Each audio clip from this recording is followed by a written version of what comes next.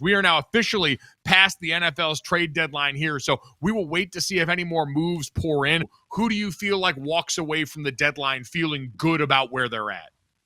Well, I mean, I think the Colts getting Sauce Gardner, they're a team that's in it. They're a team fighting for something. I don't think the Cowboys are.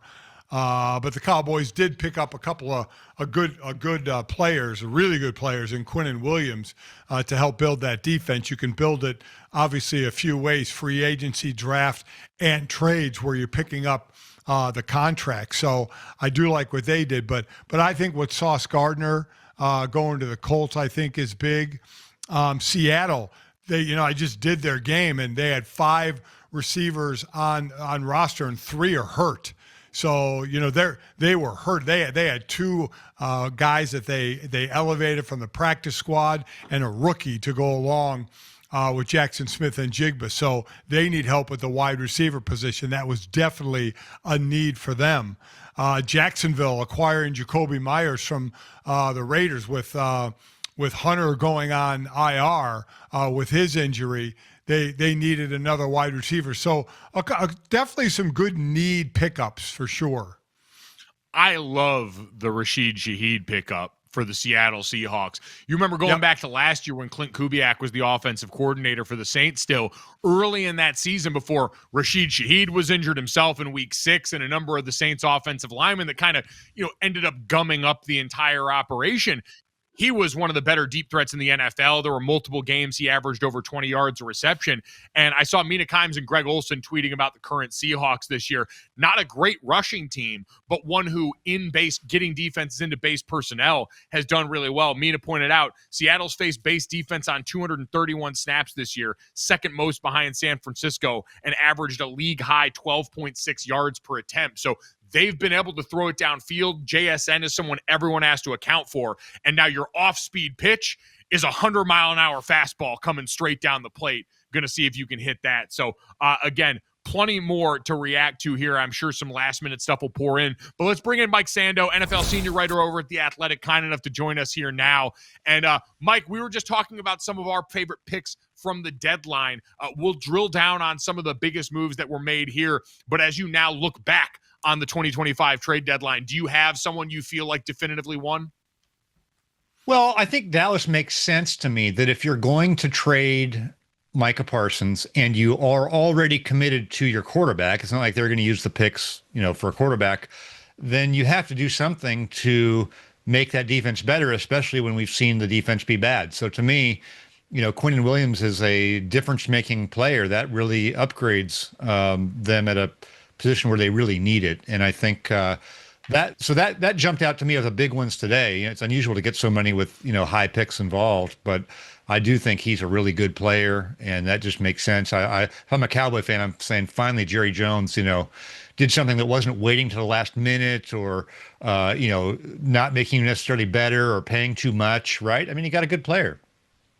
Yeah, they definitely did. And while the deadline is over, that doesn't take into account things that were in the pipeline when time ended. I'm wondering, a couple of guys we thought would go, Breece Hall and Bradley Chubb, but it looks like they haven't, or maybe there's some paperwork going on right now, or they haven't gone.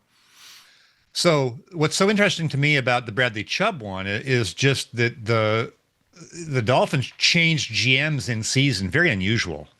So I was thinking when that happened, part of my mind went to, maybe they want to dismantle this team, and Chris Greer just doesn't want to do it because he built it, right? And they're going to make him trade away a bunch of guys. And so they hire an interim GM.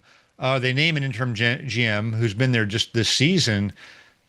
There's no way they're like handing it all over to him to make all these changes. So then they trade Jalen Phillips, and I'm thinking, okay, here they all go. So I kind of thought maybe we would see Bradley Chubb or more people going away from the Dolphins. So the Dolphins certainly have question marks surrounding that. You mentioned things made sense for the Cowboys. What about the Jets? Does this look like a coherent plan actually coming out of the Jets building? Well, I mean, to have 5 first-round picks over the next 2 years, what's not coherent to me is, they paid Garrett Wilson and they paid Sauce Gardner high in their positions while doing deals earlier than they had to do.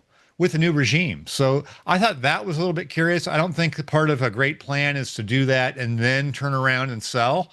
But they're probably way worse than they thought they were going to be. And so they're reassessing, and the new staff has had a chance to be with these guys. There's a feeling among some in the league that Sauce Gardner's a little overrated, and so maybe they're feeling that. I think that this shows me what they're possibly going to do is, maybe let Aaron Glenn, if he's going to be there, have some of the capital that the Lions were able to use to build up their team. And obviously that's going to include a quarterback. So with 5 ones, you've got a real chance to get a quarterback and get some other things too. I guess that, and I don't think it would happen, but we have seen it, cough, cough, Carolina and David Tepper. Aaron Glenn's job, do we think, is safe after 1 year, correct? Yeah.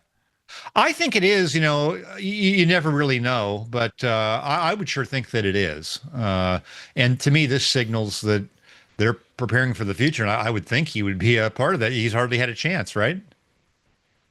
No question. I think this is a clear sign they understood how difficult the situation was this year and ended up being, like you said, worse than expected. Anyone you surprised sat on their hands during the deadline that you thought should have made a move and didn't? I don't think so. Because Philly made a move. Seattle made a move. Some of these teams, Indy made a dramatic move that was out of character for them in recent years. So maybe I'm missing somebody. Did you want the Chargers to do something big? I don't know when you got both tackles out, So is there anybody that went, and obviously the biggest names really Sauce Gardner and Quinnen Williams, that changes the direction this year for a really contending team?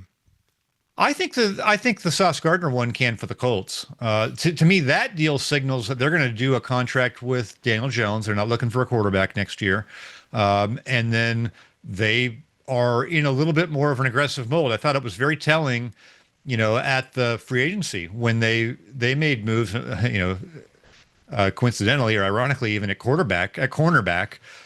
This is an aggressive regime now that was really almost getting pushed off the edge. They were going to lose their jobs, and now they've got life. And so to me, if I'm a Colts fan, even if Sauce Gardner's a little bit overrated, like, they got a good player who's under contract for years to come. They've got a good defensive coordinator, Lou Anarumo, who knows how to use people. And now you're in this year in the AFC where you're watching, like, Kansas City in any given week looks great or looks vulnerable.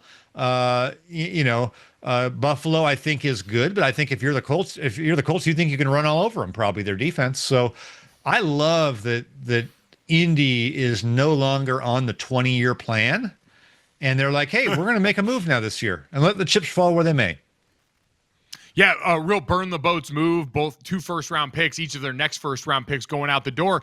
Does that mean, and should we expect a Daniel Jones extension coming sometime soon since he was here on the 1-year loaner? Yeah. I don't know if it's going to get, if it'll get done in the season, but I think that's the direction they're going to go. And this could be a situation. If you look at like what Sam Darnold did, now he didn't stay with the Vikings, but he didn't also do the Trevor Lawrence deal, right? I think those deals have been going out to guys that are drafted by their team, and then the team is trying to almost validate that they used a top 5 pick on Tua or Kyler Murray or these guys. So I would think there could be more of a reasonable deal done with Daniel Jones, who surely is happy now to be in a great place. He's made some money, and you can get that done, whether it's now or after the season, at something that doesn't, reset the market or put him up there with one of those,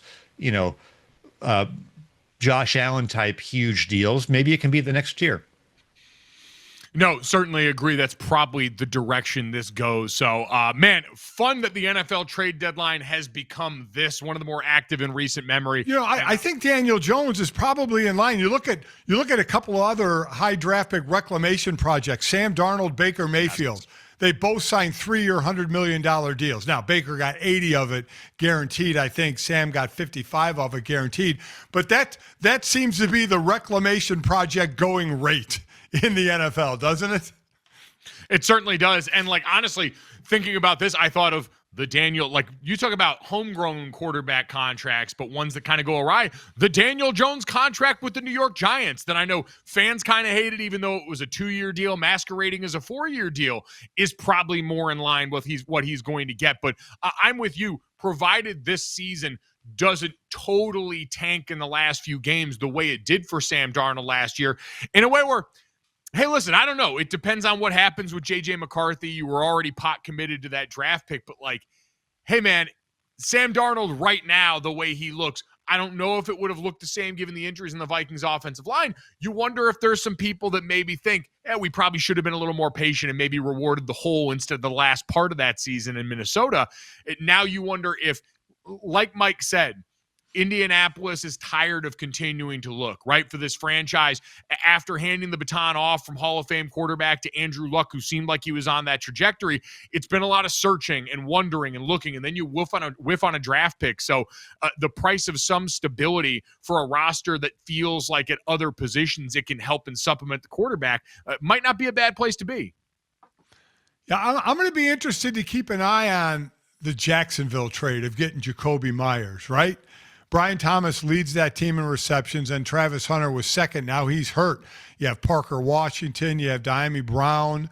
But now you throw Jakobi Meyers in there for a team that's only one loss away from the Colts. We keep talking about the Colts, but Jacksonville, as much as we look at them kind of, with one eye open, one eye closed, they are just one loss away from the Colts, and they pick up a good receiver.